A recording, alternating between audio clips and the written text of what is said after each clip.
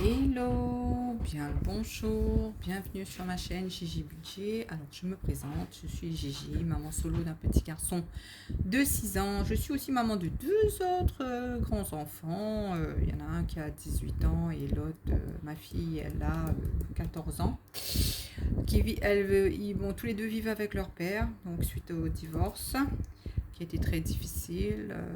Voilà, mes enfants ne veulent plus me voir. Je suis très attristée et très peinée par ça. Mais bon, c'est leur choix, je dois respecter.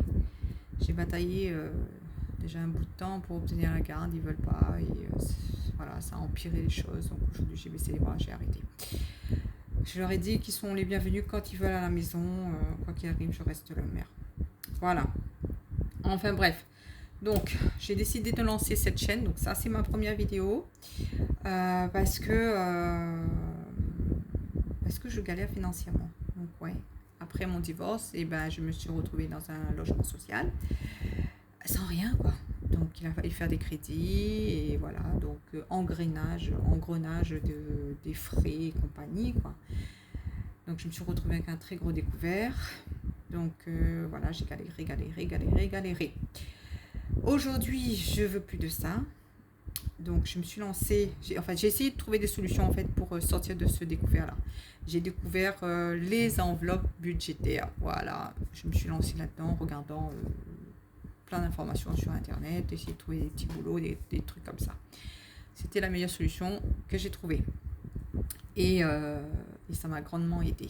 J'ai eu aussi une valorisation de salaire qui m'a encore plus aidé à reboucher mon découvert. Donc je ne suis plus à découvert à l'heure actuelle, à mars 2025, je ne suis plus à découvert. Et je suis contente. Voilà. Je commence à avoir un petit peu d'épargne de côté. Je vais essayer de plus piocher dedans parce qu'avant, je piochais énormément dedans. Donc aujourd'hui, c'est stop. Alors, pourquoi j'ai décidé de me lancer dans des vidéos? Justement parce que avant je faisais mes comptes, mais j'avais pas le suivi nécessaire derrière. J'ai perdu la motivation, j'y arrivais pas en fait. Bon, j'avais beau regarder des trucs sur internet, mais je trouvais pas le truc.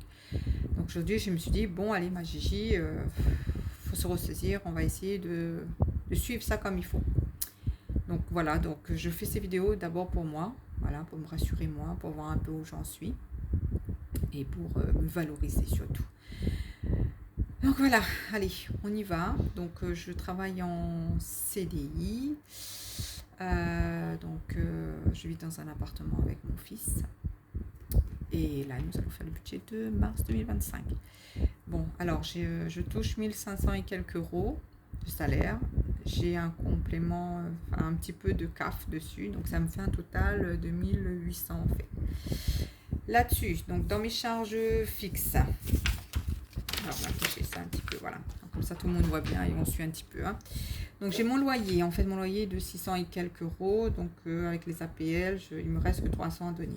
J'ai le leasing de ma voiture, donc Sorefi Crédit Voiture, donc c'est à 391 euros. J'ai école, mon fils est en école privée, donc c'est un choix parce que vu mes horaires de travail, j'avais pas d'autre solution en fait. Voilà. Oui, des fois c'est compliqué quand on est maman solo. Oui. J'ai la garderie du matin et du soir, 137 euros. J'ai la garderie du mercredi, SPL mercredi, 48 euros. Et SPL vacances, 75 euros parce que c'est le mois de mars et on a des vacances au mois de mars. Alors ça, normalement, c'est des charges variables parce que ça dépend de combien de jours il est à la garderie. Mais bon, pour l'instant, je les ai mis là parce que je ne sais pas comment gérer ça. Je débute, on verra après. J'ai EDF à 57 euros.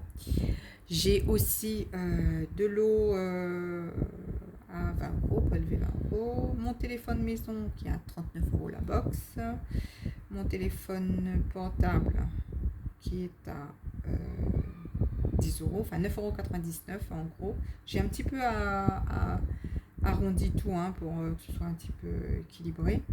Et j'ai la banque, frais bancaires à 15 euros. Donc ce qui me fait un total de charges fixes à 1192 euros. Voilà, beaucoup. Là-dessus, donc j'ai fait mes enveloppes.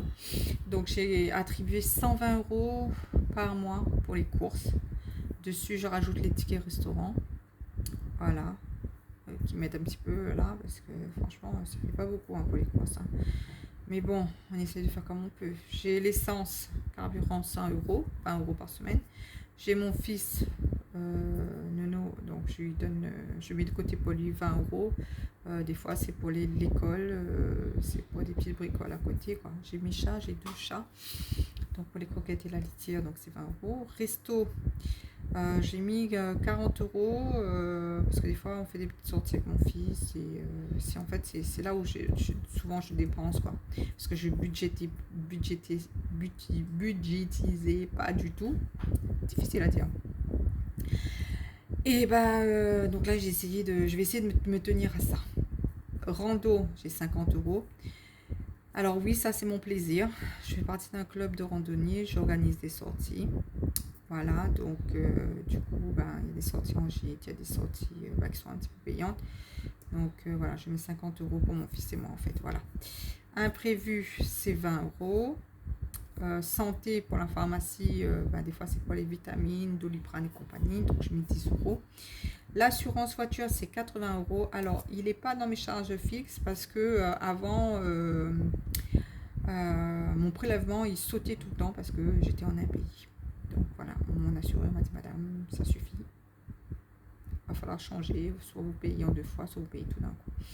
Donc du coup, moi, je le prévois dans mes enveloppes et quand ma petite facture arrive, je vais payer mon assurance. Pour l'instant, ça marche très bien mon système comme ça. Donc je vais rester là. Donc ce qui fait que je dois retirer par mois 460 euros pour mes enveloppes. Là-dessus, quand je fais mes totales fixes plus mes enveloppes, donc 1192 plus 460 moins 1800, il me reste dessus 148 euros.